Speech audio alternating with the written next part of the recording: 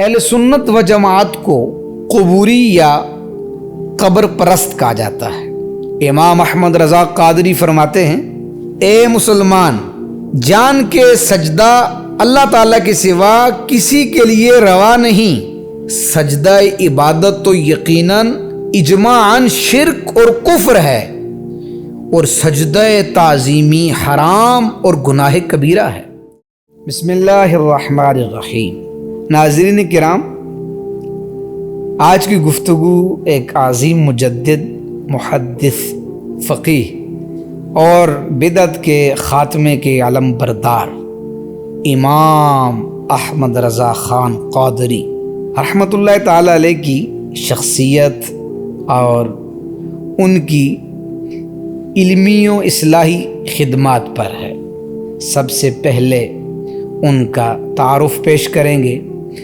امام احمد رضا خان قادری نور اللہ مرقدہ، کثیر الجہاد، جامع العلوم اور جامع الصفات شخصیت۔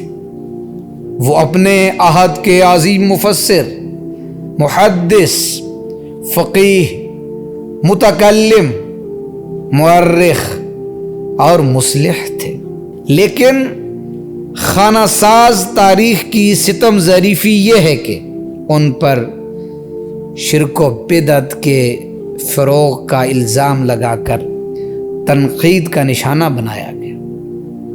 حالانکہ حقیقت یہ ہے کہ وہ مائح بدعت یعنی بدعت کو مٹانے والے تھے۔ کسی صاحب نظر نے سچ ہی کہا تھا، وہ بات سارے فسانے میں جس کا ذکر نہ تھا، وہ بات سارے فسانے میں جس کا ذکر نہ تھا، وہ بات ان کو بہت ناگوار گزری ہے۔ کچھ مثالوں کے ساتھ اور ان کی کچھ احتیاطوں کے ساتھ ان کی تصانیف سے کچھ اقتباسات علمی آپ کے سامنے رکھنا چاہتا ہوں۔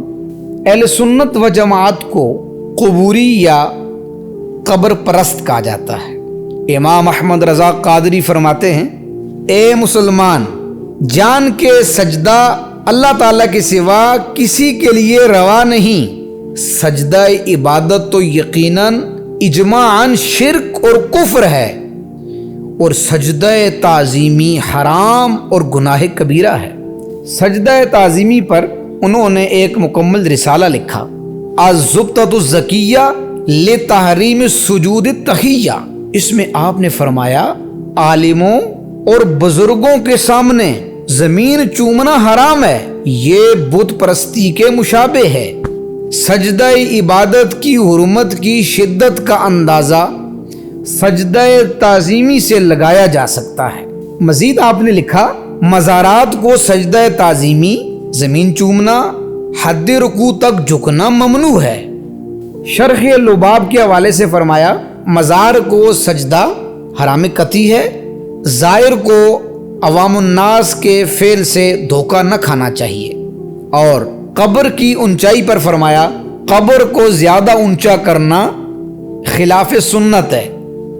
اور اپنے والدین اور بھائی ان کی قبروں کے بارے میں فرمایا، میرے والدین اور بھائی کی قبریں ایک بالشت سے اونچی نہ ہوں گی۔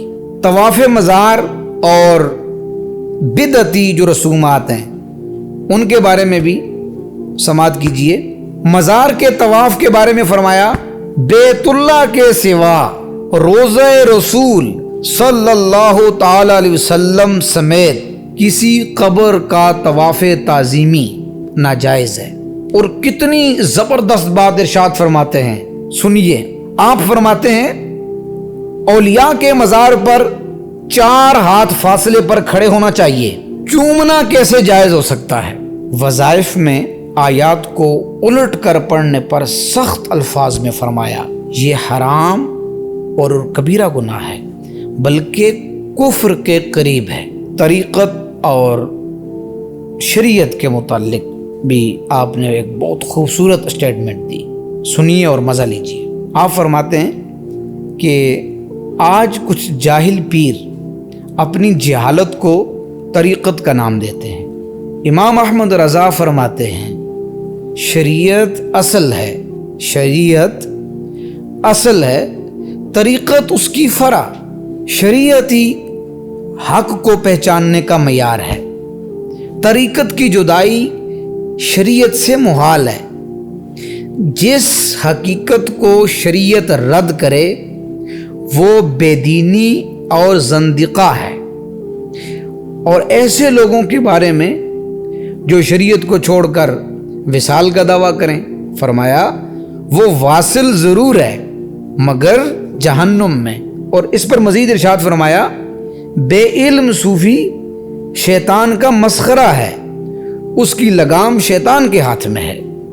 اور مزید بدعت کی تعریف اور فرضی مزارات کے لحاظ سے بھی آپ کا بہت خوبصورت کلام ہے۔ بدعت کی تعریف میں فرمایا دین میں ایسی چیز ایجاد کرنا جس کی اصل شریعت میں نہ ہو یا جس سے سنت کی نفی ہو وہ بدعت سیئہ ہے۔ فرضی مزار اور اس پر ادب کرنے کے بارے میں سوال ہوا تو فرمایا یہ ناجائز اور بدعت ہے۔ اگر خواب میں کوئی بزرگ حکم دے تو شرعاً اس کی کوئی حیثیت نہیں۔ فلاح، مرشد اور علم دین کے بارے میں بھی آپ کی کتنی پیاری سوچ ہے، اور اس پر آپ نے کیا خوب ارشاد فرمایا ہے۔ آپ فرماتے ہیں کہ فلاح آخرت کے لیے ضروری نہیں کہ کوئی شخص کسی مرشد کے ہاتھ پر بیعت کرے۔ اصل مرشد کلام علماء، پھر آئمہ، پھر رسول اللہ صلی اللہ تعالی علیہ وسلم، اور سب سے بڑھ کر قرآن ہے۔ اور پھر بیعت کی اقسام کے بارے میں بھی ارشاد فرمایا ایک بیعت برکت ہوتی ہے، ایک بیعت ارادت ہوتی ہے، اور بیعت منفعت ہوتی ہے۔ ان کی تفصیلات آپ نے فتاوی رضویہ میں ذکر فرمائی ہے۔ حرام کمائی، عشق رسول اور واعظین، ان کے بارے میں بھی آپ کا نظریہ سماعت کیجئے قرآن و سنت سے۔ سوال ہوا کہ اگر کوئی حرام کمائی سے نیاز دیتا ہے، آپ نے فرمایا خبردار، حرام مال نہ قابل قبول، نہ رائے خدا میں خرچ جائز، نہ اس پر ثواب بلکہ نرا وبال ہے۔ اور سوال ہوا اللہ کو عاشق کہنا، تو فرماتے ہیں عشق کا معنی اللہ کے لیے محال قطعی ہے، شرعی دلیل کے بغیر استعمال ناجائز ہے۔ جاہل واعظین اور علماء کی اہمیت و ضرورت کے لحاظ سے آپ نے فرمایا واعظ کے لیے صحیح العقیدہ ہونا ضروری ہے، جاہل کا وعظ ناجائز ہے۔ حدیث پاک میں ہے اللہ علم کو ایسے نہیں اٹھاتا بلکہ علم والوں کے اٹھ جانے سے علم اٹھ جاتا ہے۔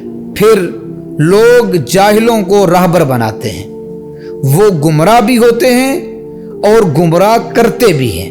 ناظرین کرام، امام احمد رضا قادری رحمۃ اللہ تعالی علیہ نے سچ کو سچ کہا، شریعت پر پہرا دیا، بدعات کا رد کیا، اور ہمیں حقیقی عشق رسول صلی اللہ تعالی علیہ وسلم کے ساتھ قرآن و سنت کی راہ دکھائی۔ اللہ تعالی ہمیں امام اہل سنت کے علم و تقوی سے کچھ حصہ عطا فرمائے، آمین۔